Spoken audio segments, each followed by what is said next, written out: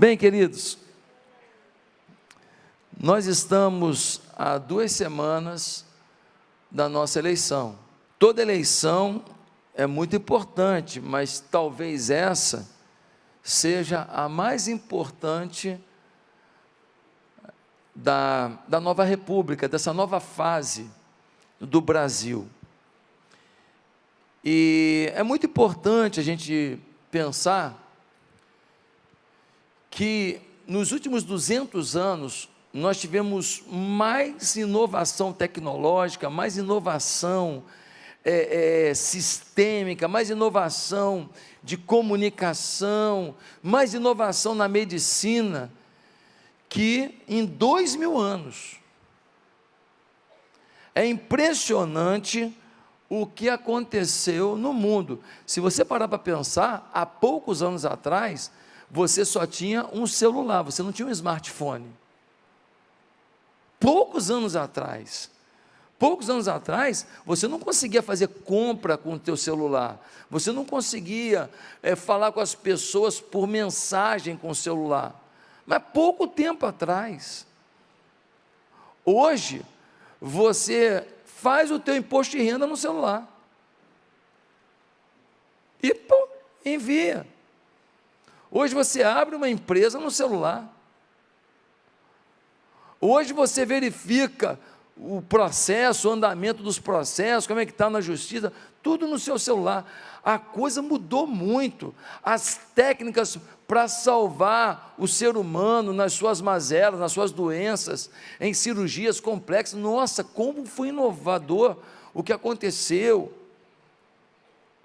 Porém, a sociedade não cresceu na mesma proporção.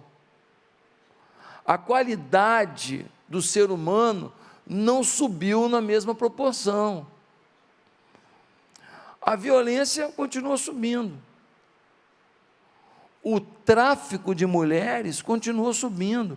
O tráfico de mulheres, sabe o que é? Vira para uma moça: olha, tem um emprego para você na Espanha. Vai ganhar tantos mil euros por mês e tal. A moça acredita. Quando ela chega no aeroporto, já tem um gigolô. Pega a moça para levar para o trabalho, na verdade leva para uma prisão. Toma o passaporte dela e fala: se não fizer o que a gente está mandando aqui, nós vamos te matar. E a moça é obrigada a viver na prostituição. Não diminuiu o tráfico de órgãos. Pessoas são mortas, se tiram o órgão e se vende o órgão no mercado clandestino. Gente, olha isso. Matar um ser humano para vender um coração, para vender um rim, para vender alguma coisa, uma córnea. É uma coisa assim surreal, é coisa assim, parece que é série de Netflix, mas é a realidade. Me parece que a educação diminuiu. Eu desci ontem, no voo de Londrina para Campinas, aí a gente desceu do avião e pegou um ônibus até o saguão do aeroporto. Aí eu estou aqui sentado, que eu fui um dos primeiros a descer, chega uma senhora, uma senhorinha. Imediatamente, eu levantei e falei: a senhora pode sentar. Ela falou assim: não precisa não, meu filho. Eu falei: não, minha mãe me ensinou. Mas tinha um monte de jovem sentado, normal. Mas minha mãe me ensinou que se tem uma senhora, você levanta e manda ela sentar. Foi isso que eu aprendi. Está errado, seu Kleber? É ou não é assim? Não foi que a gente aprendeu? Mas parece que hoje o negócio está diferente. Quer ver outra coisa que eu acho que a gente não avançou? A gente não avançou na moral. As pessoas estão mais sem comportamento moral. A fala, o jeito de ser, a forma de falar com os outros, a vestimenta. O negócio está complicado. não há pudor, não há respeito. Então, diante desse quadro, eu fico com uma frase, uma afirmação do apóstolo Paulo, e eu vou ler na linguagem de hoje, tá? 2 Timóteo 3, de 1 a 5, diz assim: lembre disso, nos últimos dias haverá tempos difíceis, pois muitos serão egoístas, avarentos, orgulhosos, vaidosos, xingadores, ingratos, desobedientes aos seus pais, e não terão respeito pela religião, não terão amor pelos outros, e serão duros, caluniadores, incapazes de se controlarem, violentos e inimigos do bem. Serão traidores, atrevidos e cheios de orgulho, amarão mais os prazeres do que a Deus, parecerão ser seguidores da nossa religião, mas com as suas ações negarão o verdadeiro poder dela. Fique longe dessa gente. Paulo parece estar falando do dia de hoje. Falou, ó, perto do fim, você vai olhar para as pessoas, calúnia, difamação, fake news, acusação, violência, atrevimento, falta de respeito, vai dominar a sociedade. Eu falo, meu Deus! E aí, o resumo disso aqui é que nós estamos vivendo uma sociedade pecaminosa. O problema da sociedade é pecado. É pecado. Hoje, nós vivemos a pós-modernidade, e na pós-modernidade, um dos princípios é o relativismo. O relativismo é assim, não existe verdade. Existe a minha verdade, a sua verdade, a sua verdade, a sua verdade, a sua verdade. Então, todo mundo tem a sua verdade, então não existe a verdade. Mas nós que cremos na palavra de Deus, que cremos em Jesus, que fomos alcançados pelo Evangelho, que Jesus mudou a nossa vida, nós sabemos que Ele é a verdade. E a sua palavra é a verdade. E aí eu fico pensando no Martin Luther King, quando ele dizia, o que me assusta não é o grito dos maus, mas é o silêncio dos bons. Gente que está vendo a sociedade ser imoral e não fala nada. E aí, se o problema da sociedade é pecado, o que está acontecendo? Preste atenção. Tem um monte de gente por aí falando assim, igreja e política não se mistura. Será? Será que igreja para cá, política para lá?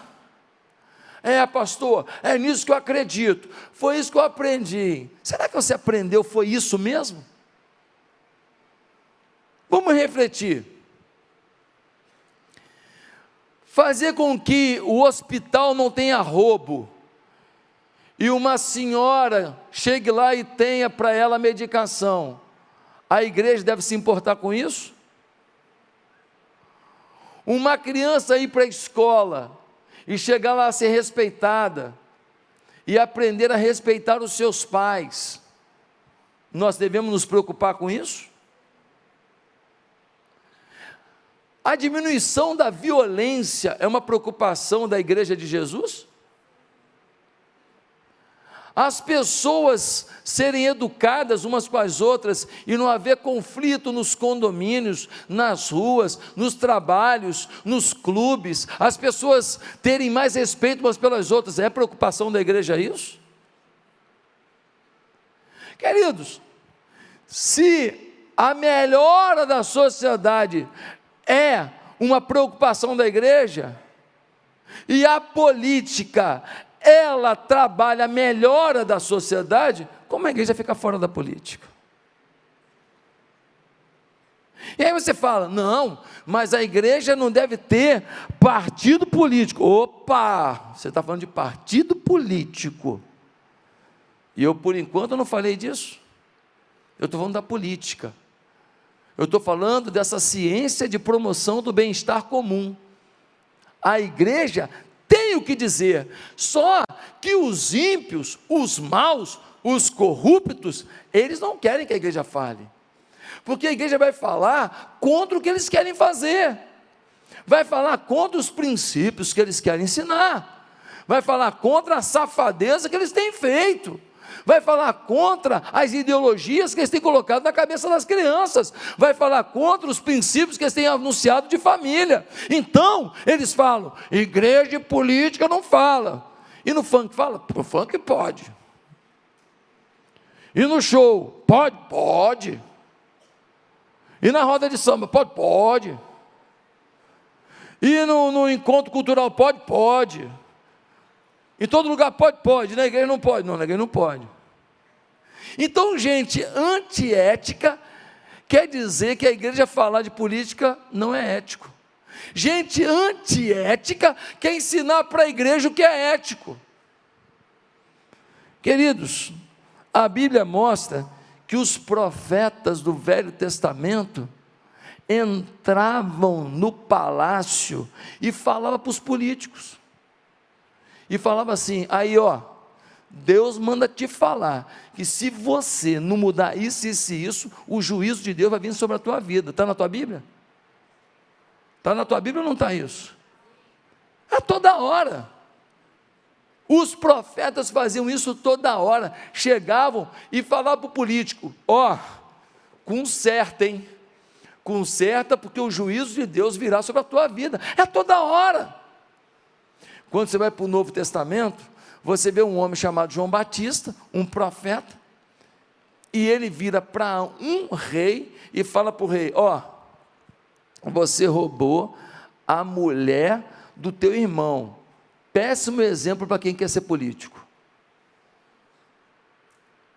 Tu vai pagar conta disso. E aí, o que aconteceu? Perdeu a cabeça.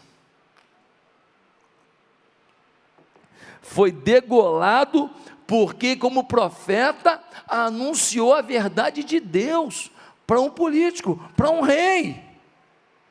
Queridos, alguns falam assim, pastor, mas nós não podemos ter ódio das pessoas que têm uma outra visão política, que têm outra visão social, então, querido, entenda uma coisa, nós acreditamos na salvação de todos, nós acreditamos na restauração de qualquer pessoa, mas a justiça não está anulada pela misericórdia. O que você está querendo dizer, pastor? Eu estou querendo dizer que ao homem arrependido, Deus dá da sua misericórdia, mas o homem arrependido não quer dizer que agora ele não vai ter que pagar pelo erro que cometeu. Eu mato uma pessoa e depois eu falo, estou arrependido, pronto. Não, você está arrependido, Deus te perdoou, que legal, cadeia. Vai pagar a conta. A misericórdia não aniquila a justiça. Agora alguém diz assim, pastor, mas e os partidos? A igreja pode ter partido? Ou pode a igreja falar assim, não, olha, eu sou da linha do político tal? Vamos entender três coisas, câmeras em mim, que o que eu vou falar agora é fundamental. Você tem a política partidária, você tem a política cidadã e você tem a manifestação profética. São três coisas. Vamos lá? Você tem a política partidária, a política cidadã e a manifestação profética. Qual a diferença? Política partidária. Uma pessoa decide se candidatar, ela tem que filiar um partido político. Qualquer membro da igreja tem direito de fazer isso. Nós temos vários membros da igreja aqui que são candidatos, pessoas muito boas, boas opções para você votar, boas opções. O voto é seu, a liberdade é sua, você escolhe quem você quiser, não é voto de cabresto, você define, mas que tem pessoas boas aqui, tem. Política partidária, a igreja pode ter política partidária? Não. O ser humano escolhe o partido pelo qual ele vai se vincular, porque se a igreja tiver um partido político, qual o problema da igreja? É que ela vai ter no partido gente boa, gente ruim, gente cínica, então a igreja não pode chancelar todo mundo, concorda comigo? A igreja não pode falar assim lá embaixo. Então, a igreja não deve ter política partidária. Agora, a igreja precisa ter política cidadã. O que é política cidadã? Política cidadã é quando a igreja, ela participa da política para promover cidadania, para promover bem-estar, para promover uma ação social de verdade, para promover uma liberdade maior para as pessoas, para promover uma alegria maior para as pessoas, para promover saúde para as pessoas, para promover educação para as pessoas, para promover emprego para as pessoas, para promover oportunidade e dignidade para as pessoas, para que ninguém fique com frio. Imagina o frio que estava ontem à noite, como é que é uma pessoa na rua? A igreja deve se preocupar com isso ou não? Que se dane quem está na rua. Hã? Tá, mas eu pergunto, a igreja consegue ter uma ação para resolver o problema de todo mundo que está com frio na rua? Não, mas a igreja pode interferir na política, para que a política, o dinheiro dos nossos impostos, crie uma estrutura para melhorar a vida de quem está com frio na rua, sim ou não? Então é papel nosso ou não? É ou não é? Claro que é, claro que é, senão eles pegam o dinheiro e botam num monte de coisa e esquecem quem está passando frio. E a gente tem que falar, ó cara, vocês têm que deslocar um dinheiro para quem está com frio, vocês têm que deslocar um dinheiro para a família que está com um filho drogado, passando dificuldade, vocês têm que deslocar um dinheiro para a família que tem um filho, que a pele dele vai, já sabe aquela doença que vai dando ferida na criança? Não pode nem ficar deitado, fica de um lado, dói, outro, é dor o tempo inteiro. Você acha que uma família dessa merece ajuda ou não? Ontem eu peguei o Uber, aí eu falei para eles, né, sobre os R$600, né, do Auxílio Brasil. Ele falou, eu recebo. Eu falei, te ajuda? Ele falou, me ajuda muito. Cara, que felicidade que me deu. Que felicidade, menino trabalhador. Ele vai lá na nossa igreja de Campo Grande hoje, eu evangelizei ele ontem, Daniel. Ele vai lá na igreja de Campo Grande hoje. Ele vai lá hoje. Dei até um dinheiro a mais no Uber, né, pode dar um extra, não pode? Eu dei um dinheirinho extra para ele lá. Por quê? Porque menino bom, coração bom. Aí eu falei, rapaz, com o coração que você tem, Deus vai fazer uma obra grande. Aí sabe o que ele falou para mim? Ele falou assim, eu ainda vou ser varão. Eu vou ser varão. Ele vai lá na igreja de Campo Grande hoje, falei para ele lá, chega lá e falar que eu que pedi para ele ir lá. Então, gente, ele recebe. Porque para pagar as continhas dele, tem 2 filhos, com dinheiro, o apoio do governo é importante. Agora, se a gente não participa, esse dinheiro, em vez de ir para quem precisa, e o cara é trabalhador, está correndo atrás, mas você correr atrás com o Uber o dia inteiro, e ainda pagar aluguel, e pagar a despesa das crianças, e comprar remédio para um filho doente, não é fácil não, hein? Então a igreja precisa ter política cidadã, claro, mas aí tem uma terceira coisa, que é o que? A manifestação profética, que é um chamado de Deus na minha vida.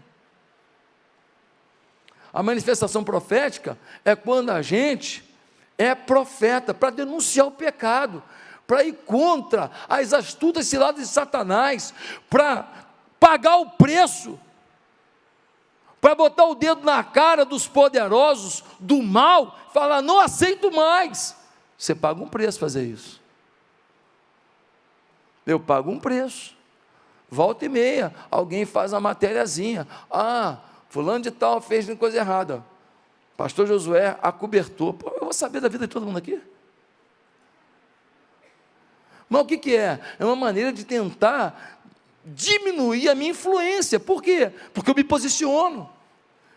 Não me posiciono na rede social da igreja. Me posiciono na minha rede social como cidadão, porque eu sou cidadão. Mas você é o pastor da igreja. Eu sou pastor da igreja e sou cidadão. E como cidadão na minha rede social, eu falo. Na rede social da igreja, eu tenho a lista de supervisores da igreja. Todos os supervisores. Meu dedo coça para mandar coisa para vocês. Mas eu não mando. Eu mando na minha lista de distribuição de quem eu tenho um telefone direto. Na lista de supervisor da igreja, eu nunca mandei. Dá vontade, mas eu não mando. Eu não mando. Por quê? Porque eu separo o que é o pastor de todo mundo, até de quem pensa em votar no capeta, mas depois vai te visitar.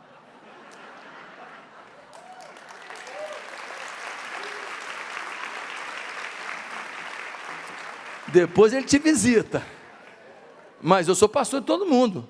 Agora, o ser humano, o cidadão, esse não, esse vai ter manifestação profética, que é meu chamado. Então a gente precisa separar as coisas. Se eu estou magoando alguém aqui, eu já peço perdão. Eu não quero magoar ninguém. Eu não vim aqui para separar ninguém. Eu te peço perdão. Eu estou falando aqui, explanando, da melhor maneira, para que você entenda o momento que a gente está vivendo. Aí você fala assim, pastor, mas por que a igreja então parou de participar da cidadania? Por que a igreja parou de opinar? Pois é, boa pergunta. A gente parou de opinar, e aí as universidades estão do jeito que estão. Um dia desse eu recebi um vídeo de uma moça nua, pintada de preto, deitada no chão, e todo mundo fazendo xixi em cima dela. Numa universidade, não vou falar o nome da universidade, porque não acho justo eu depreciar uma universidade que tem tanta gente boa lá, tanto professor bom lá, e eu falar que a universidade é ruim. Não é ruim a universidade, mas tem coisa ruim acontecendo. Então, gente, a gente precisa entender que a igreja, ela se afastou, e aí o injusto dominou, e foi aparelhando tudo, e aí você fala assim, mas por que a igreja afastou? Vou te falar por quê. No século IV, um imperador romano, ele se converteu, Constantino. Quando ele se converteu, ele uniu igreja e Estado. A igreja vibrou, falou, caramba, que legal, agora a gente tem o apoio do governo, o governo está com a gente, vai fazer o auxílio Bíblia, entendeu? Vai fazer o auxílio adoração, nossa, que bênção, e aí a igreja ficou feliz da vida. Só que a igreja não entendeu o seguinte, quanto mais ela se aproximou do Estado, mais ela começou a receber do Estado, mais ela se submeteu ao Estado, e aí o Estado começou a impor certas coisas.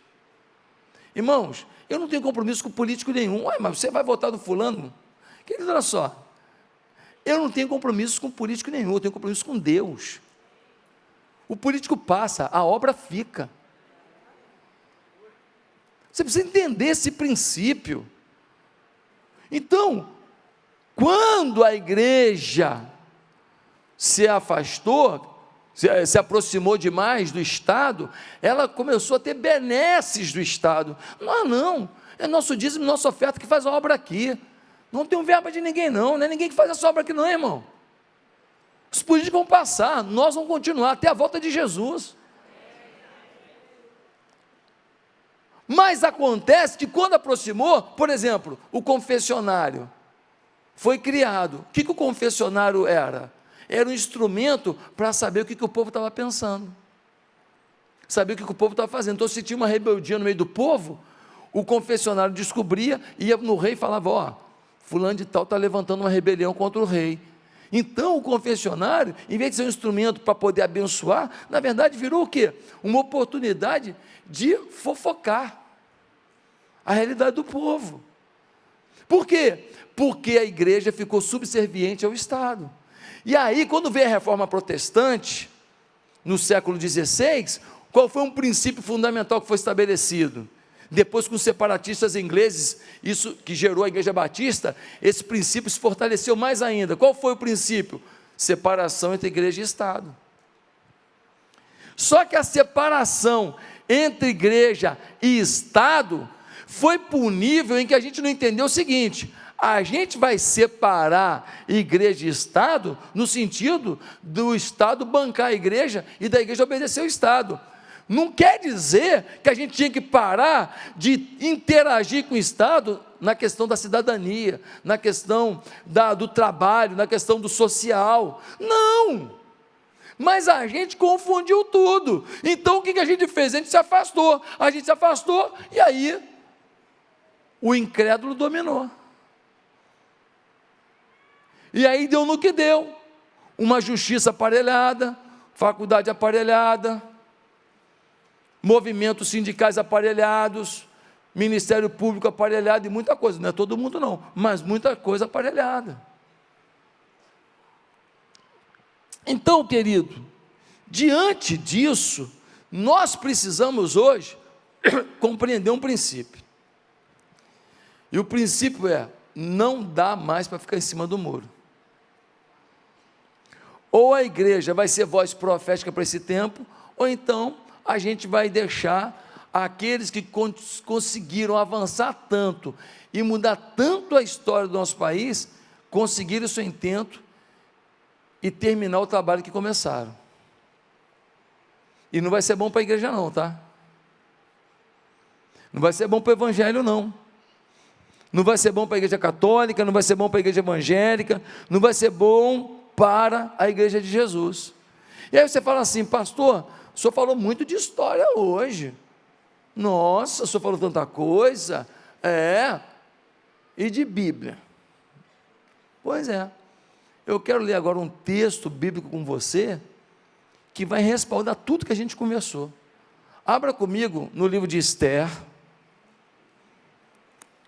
no capítulo 4,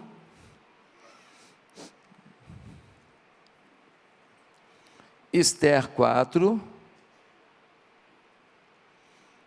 versículo 14.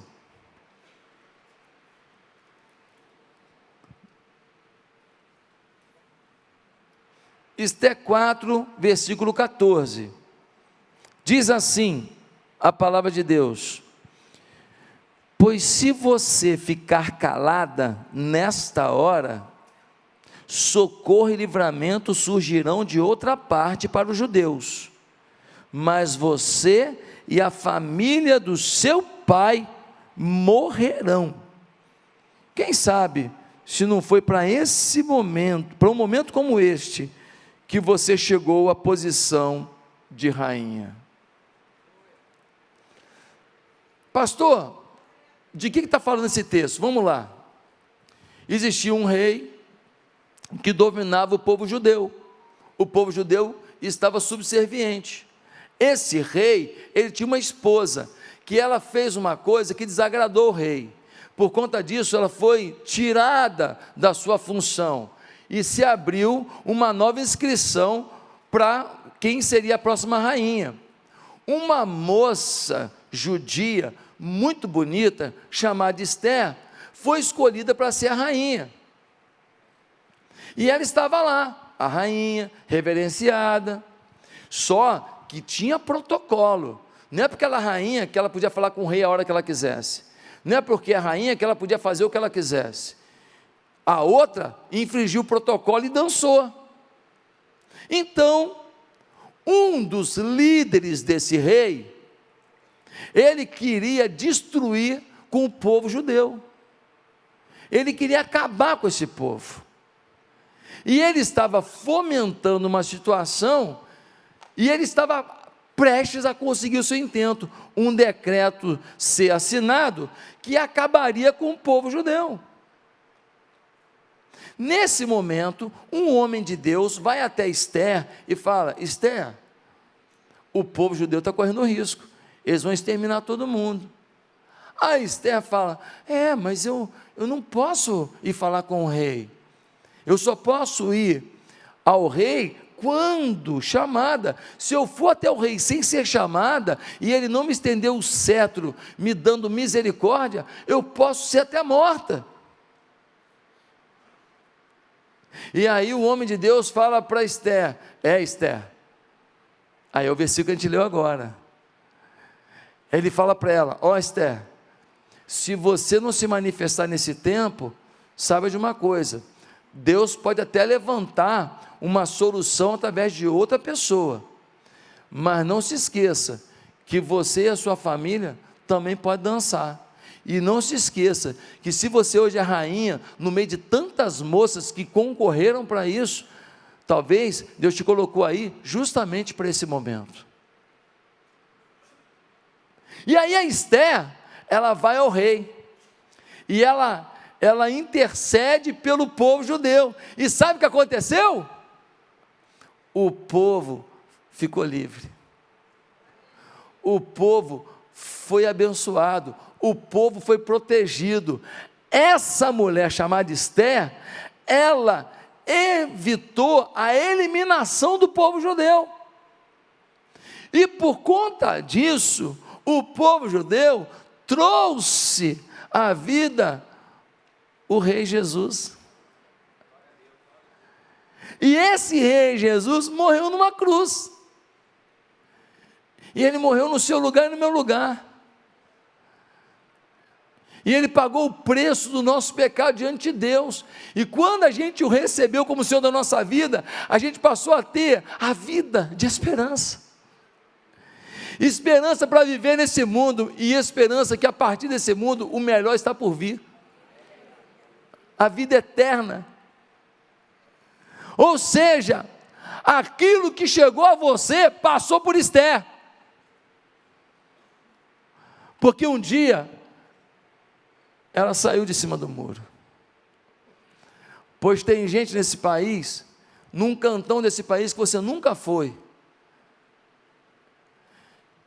que vai chegar lá, o amor de Deus e o poder de Deus, por uma decisão que você tome aqui hoje, por um posicionamento que você tenha hoje, pela sua sabedoria no seu voto hoje, pela sua postura diante das pessoas daqui até essas 2 semanas, até o próximo dia 2, quando teremos uma eleição. E aí você pergunta: pastor, por que eu não posso ficar em cima do muro? Eu vou te dar o motivo. Deus quer que você saia de cima do muro, primeiro, porque você precisa entender o momento que vivemos. Deus quer que você entenda que se você ficou calado, você não se envolveu, você achou que estava tudo bem, até hoje foi uma coisa, mas hoje o momento é outro. Querido, essa semana, quem aqui recebeu um vídeo de uma mulher de um outro segmento religioso, que não respeita a nossa fé, dizendo que o grande segredo seria eles se infiltrarem dentro das igrejas evangélicas para poder doutrinar os nossos filhos? Quem viu esse vídeo essa semana?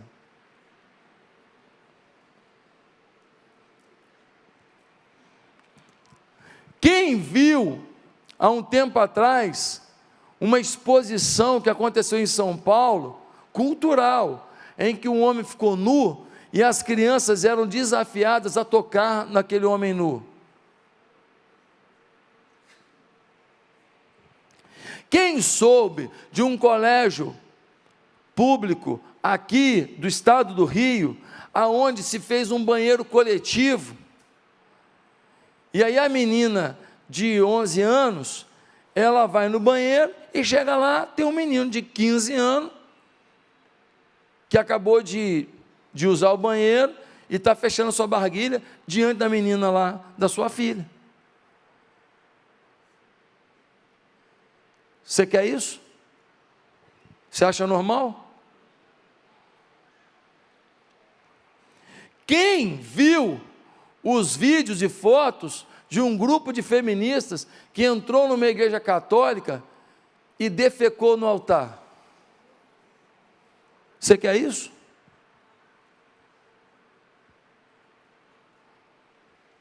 Quem viu um grupo de feministas que pegou os crucifixos, que são símbolos do catolicismo, precisam respeitar, e enfiaram em seus órgãos genitais, diante das pessoas? Quem viu essas fotos? Você quer isso? Bilhões foram devolvidos à Petrobras, bilhões. Alguém devolve o que não roubou? Olha, eu não roubei não, mas eu quero devolver.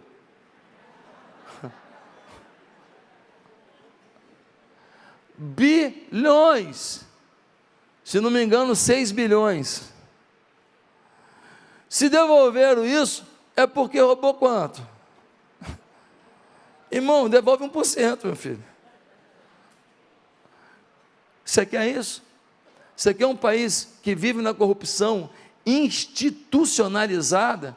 Ah, mas não foi bem assim, não foi assim.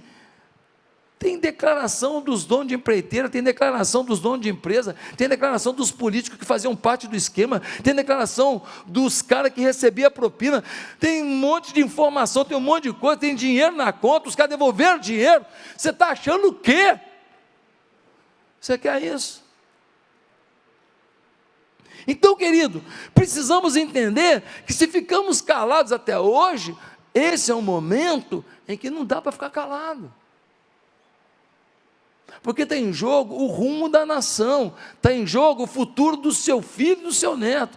Se eu estou agredindo alguém, me perdoe, eu te peço perdão. Eu não estou falando de partido aqui, eu não estou falando de candidato, eu estou falando de uma postura ética, de um princípio da palavra.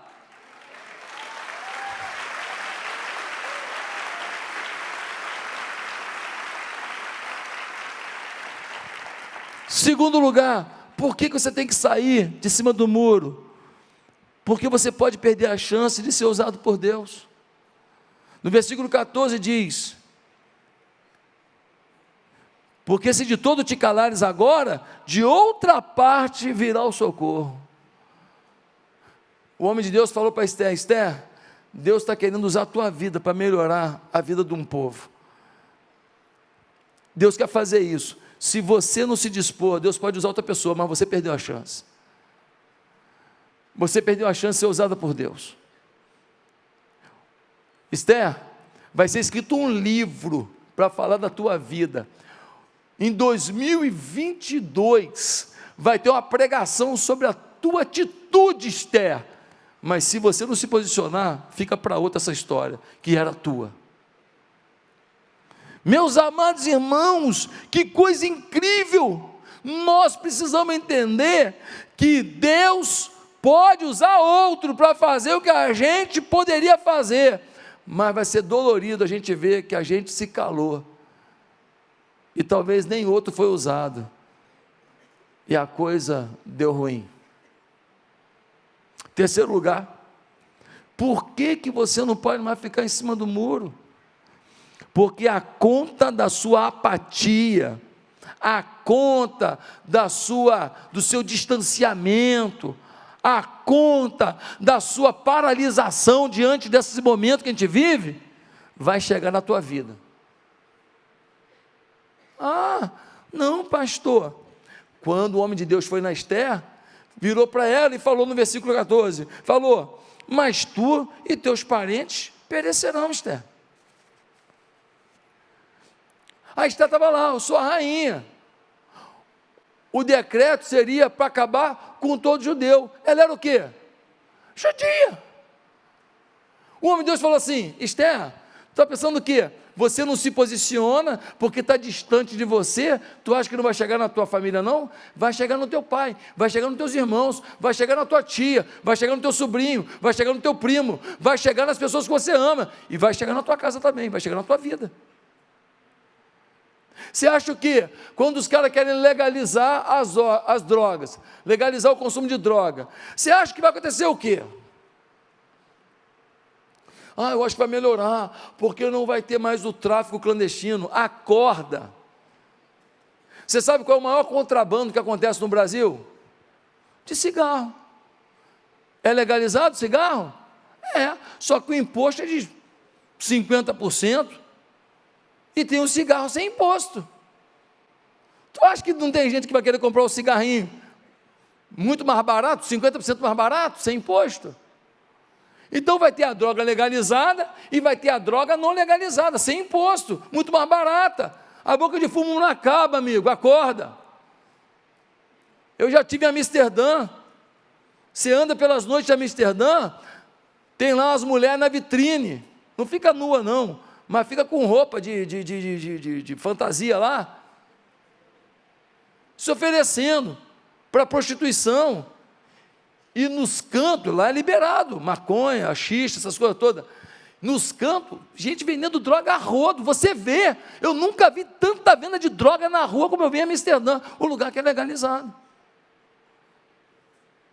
Só que tem um problema, não tem a legalizada? Então, o seu parente, que hoje não compra porque não é legalizada, vai chegar na farmácia e vai comprar uma maconhinha.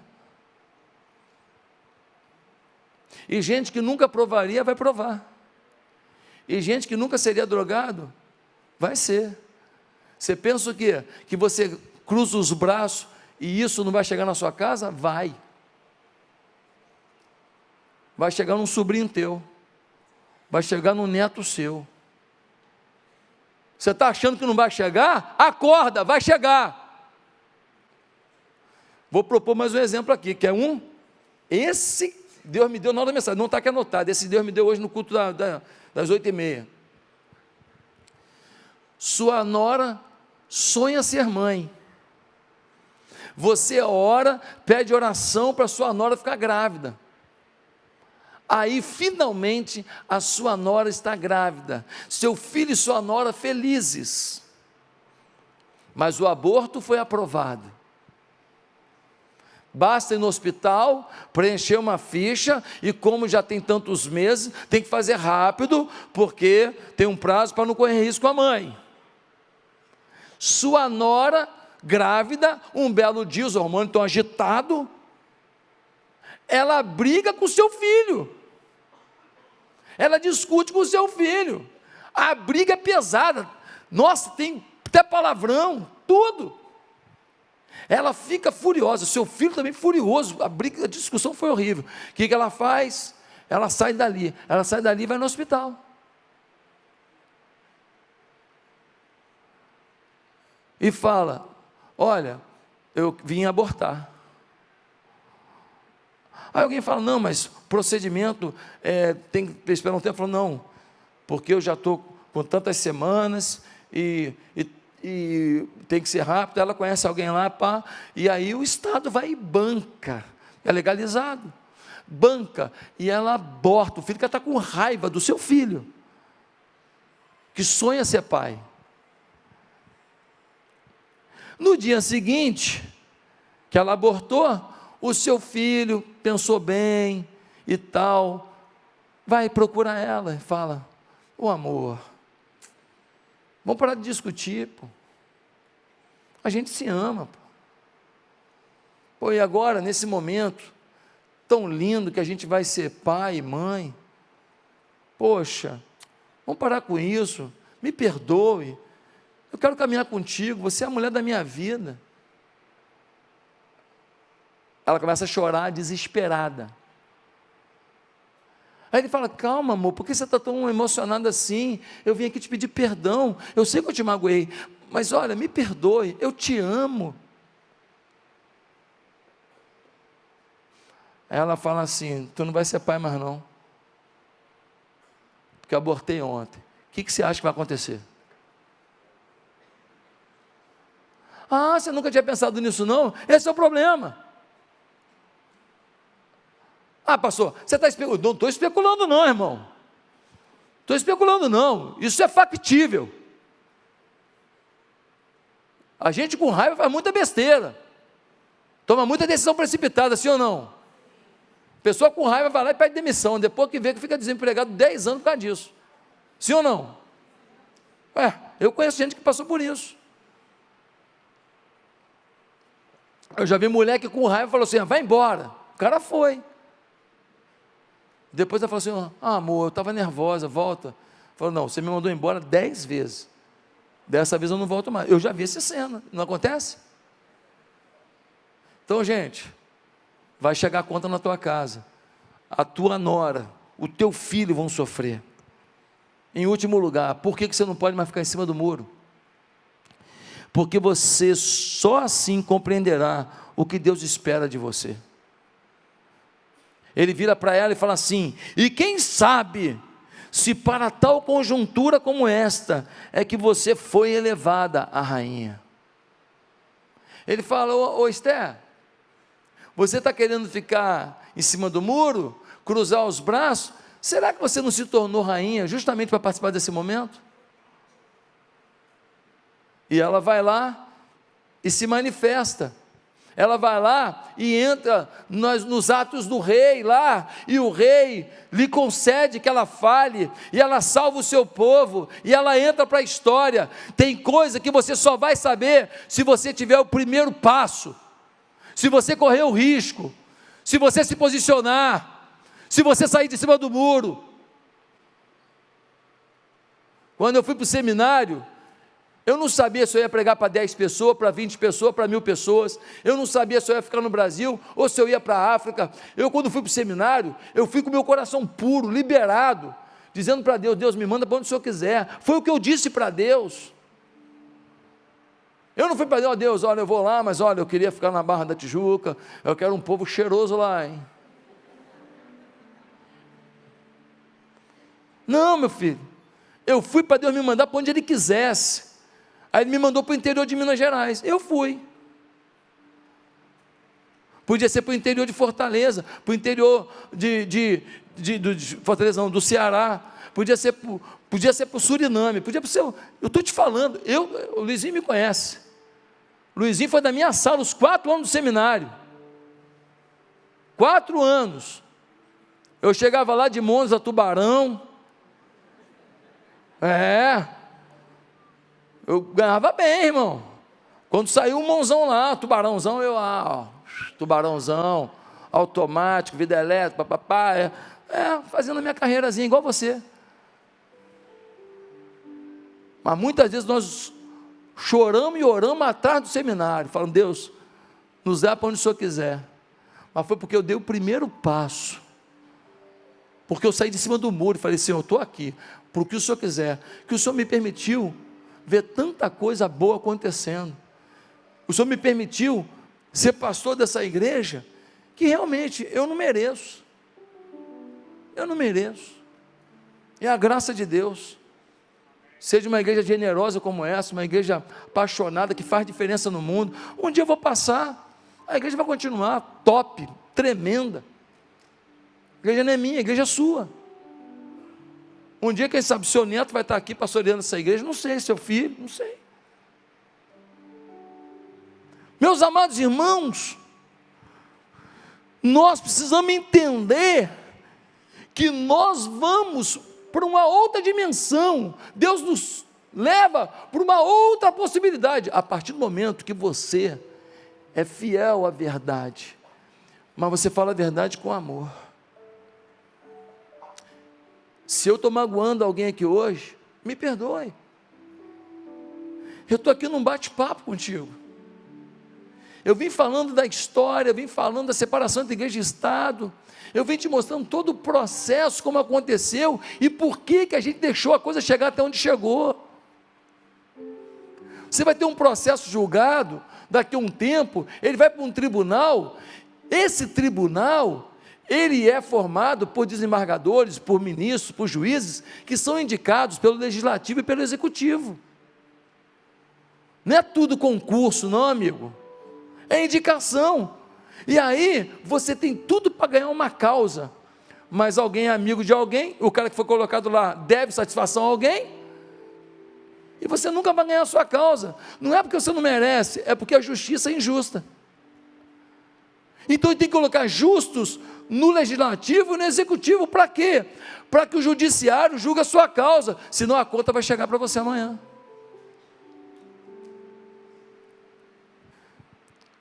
Nós estamos em paz nessa conversa?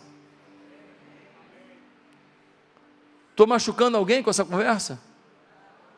Falei de político? Ah, pastor, mas eu acho que o político é para lá, a igreja é para lá. Querido, olha só, para de profanar as coisas. Nós não somos idiota aqui, nós somos gente inteligente. Por exemplo, eu amo a minha mulher, cadê ela? Ah, está lá. Eu amo a minha mulher. E é tão bom botar uma musiquinha lá.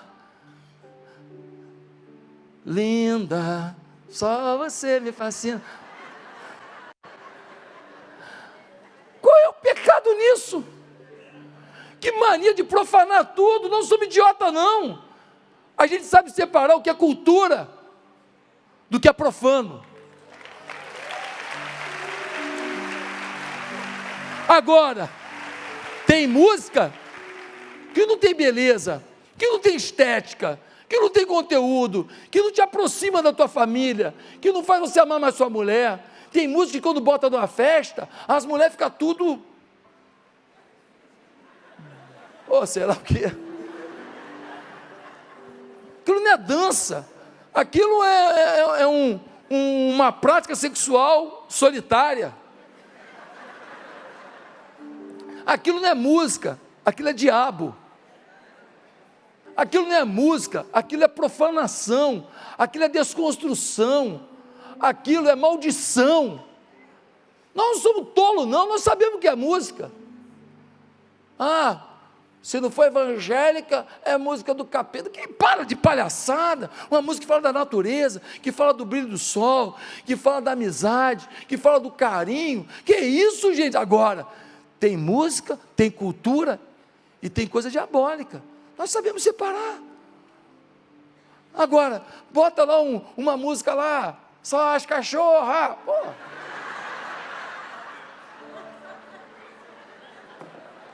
Vai chamar isso de música? Isso é música? Isso é cultura? Isso não é cultura, isso é depreciação de uma mulher. Então a igreja, ela não é tapada não. Quem chama a gente tapado não sabe que a gente vive aqui. Muito pelo contrário, a gente é empreendedor, tão empreendedor que a gente faz creche, comunidade terapêutica, distribuição de alimento, a gente abençoa pessoas, a gente monta a escola, a gente vai atrás do povo, a gente ajuda as pessoas. Que isso? Vem chamar a gente de tolo, de fundamentalista. Ei! Eles não fazem 1/1000 do que a igreja faz. Os que nos acusam. Mas nós precisamos sair de cima do muro. Pastor, mas você tem um candidato para isso, que eu já sei.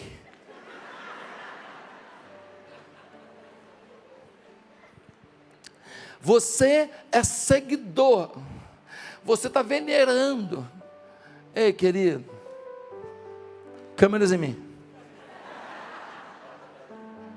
Amado, a política é a escolha das opções.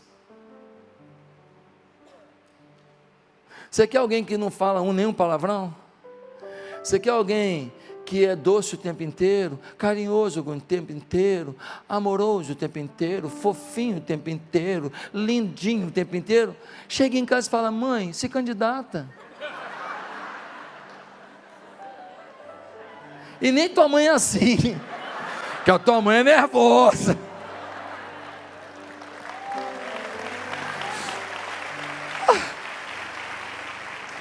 Querido, você precisa saber que política é a escolha das opções.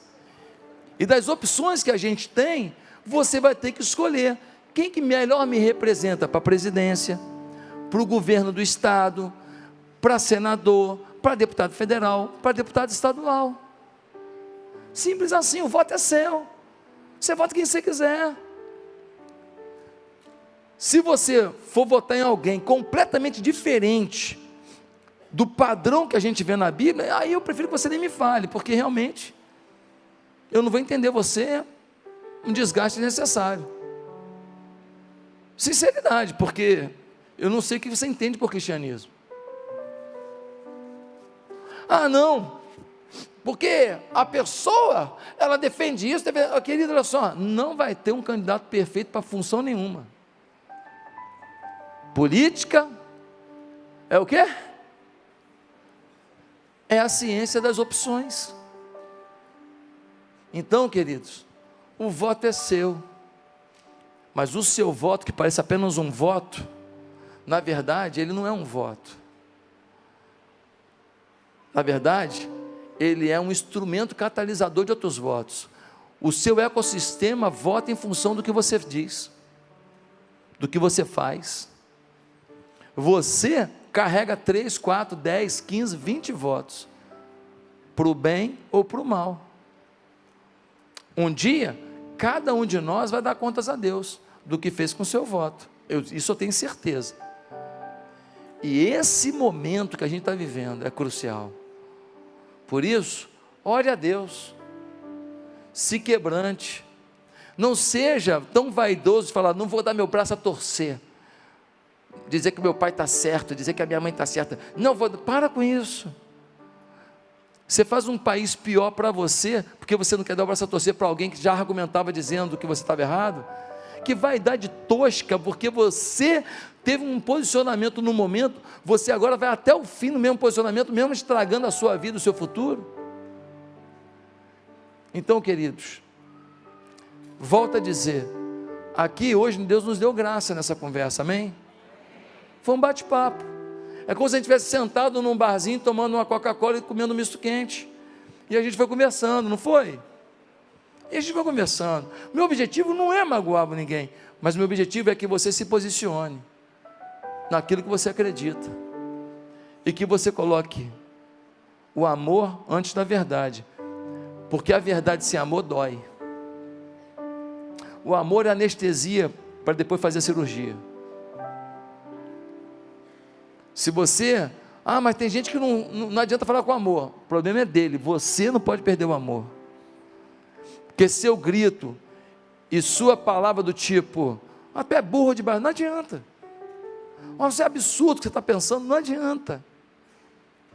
Mas se você falar a verdade com amor, algumas pessoas vão refletir, e daqui até o dia 2, você vai ser instrumento de mudança de pensamento, instrumento de melhora de vida, instrumento de sabedoria cristã para decidir. E a gente vai ter um país melhor. Eu acredito que o país pode melhorar.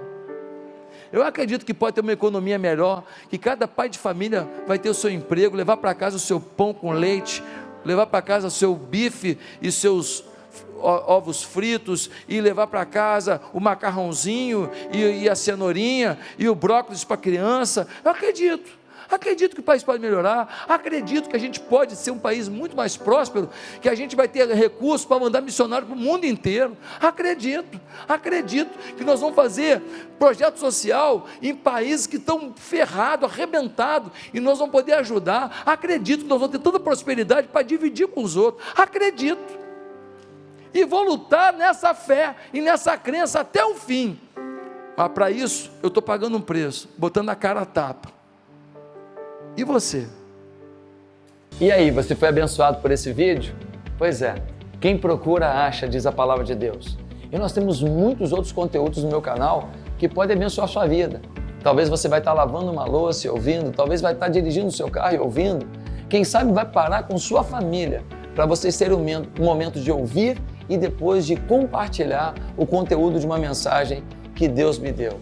Eu queria tanto participar mais da sua vida. Se inscreva no meu canal agora, acompanhe os outros vídeos, se inscreva para receber o Bom Dia com Oração, que é uma meditação diária que eu faço. Dessa maneira, sem sombra de dúvida, você terá muito mais recursos para a sua vitória. Meu papel? Somar com isso. Que Deus me dê essa oportunidade. Você pode me dar também essa oportunidade? Que Deus nos abençoe juntos. Fique com Deus.